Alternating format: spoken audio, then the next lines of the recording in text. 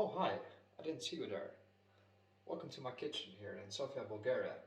I'm going to do a small review of milk products that we have in, the country of yogurt, so why not start with yogurt? This is not sponsored content, it's just something that I like to do because by chance I just have all the products in my home right now, so I thought I might as well show you what we typically consume in Bulgaria. So what I have here is a yogurt called Ravnopole. It's actually a brand, a small store here around the corner. This yogurt has a fat percentage of 3.6%, and it is generally one of the let's say heavier yogurts. You have them with 1.5% as well, so typically they are slightly more expensive than the let's say thinner yogurt, but have a bit of a, let's say, richer, fuller taste, if that makes sense.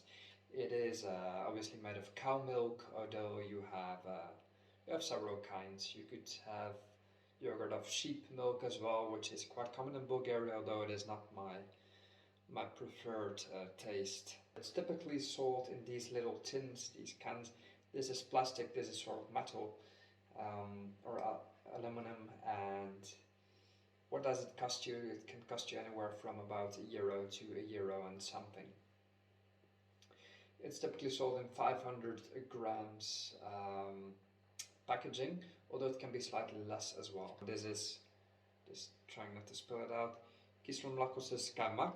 And kaymak, I'm not sure what it's called in English, but this is the, it's a sort of cream on top that appears when you start, let's say, heating the milk or the yogurt.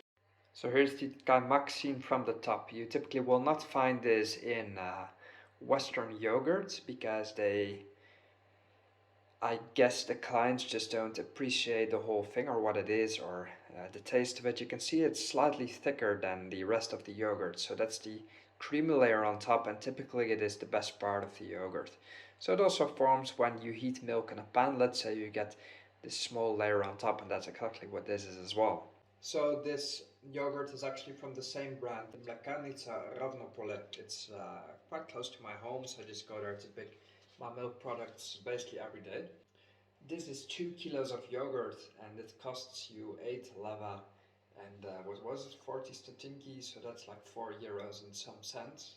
And you get 2 kilos of, basically the best milk you can, or the best yogurt that you can find in the whole world, I suppose, because it's pretty. Bulgaria is just a country of yogurt, you know, it always has been. I have just a normal milk, which is sold in these smaller bottles, which is half a liter, costing 1.7 leva, which is, how much is that?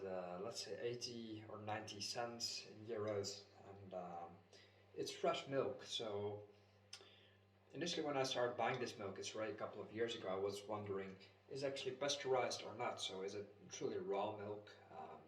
Because initially I thought it was, because when you leave this bottle open for 2 or more days, the milk goes sour immediately. And even when you open a new bottle, it smells not sour, but it smells like milk. It has the natural smell, let's say, that you would think milk is supposed to have. But I just want to ask, is it pasteurized or not? The lady said yes. So I said, so what's the difference with the truly processed milk? She says, this is cleaner milk, it's not processed as much as the milk that you find in a big supermarket, for example. So the milk is pasteurized just for the health risks, but it's not overly processed, so it still goes bad in 2 days. So you can have fresh milk in Bulgaria for a pretty low price. Krave maslo, and this is cow butter, let's say.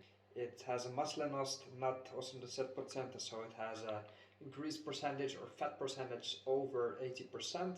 So you can typically use this to cook, to heat your food, let's say, do whatever you want. And basically I cut these up into small parts, put them in a separate box, and just use this to cook.